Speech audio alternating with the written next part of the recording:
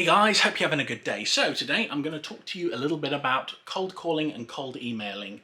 Personally, I don't like either of these techniques because when you approach people who are unaware of your business, because this is where the cold part comes in, they are going to be very hesitant to buy from you. So it's not really a very successful way of actually marketing your company, especially nowadays when you've got things like GDPR, because people may start asking you questions like, how did you get my email? How did you get my phone number? This is my personal home phone.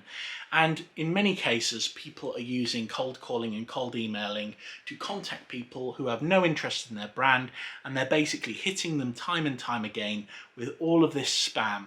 So it is a really, basically, in my opinion, as a marketer, this is the worst way to communicate with a business or with a customer in the entire universe.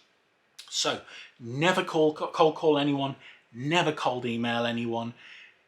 If you are somebody who needs to get your product and services out, it's better to make people aware of it by putting out adverts and things like that. At least build some form of brand identity, because otherwise you're going to end up in a situation where you end up upsetting people and you can get all sorts of bad reviews and things like that from it. So my advice to you is stay the hell away.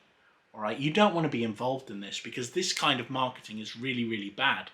And a lot of people, even now we've got GDPR and all the other data protection laws, there are a lot of people who are abusing things like previously saved emailing lists, things like that. They've bought them and then they're starting to market to people, and this is a huge problem.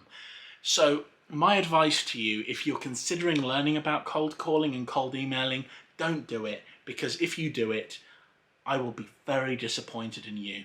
And I don't get disappointed easy, apart from in everything. But I would be disappointed. Anyway, you take care, have a lovely day, and don't do it!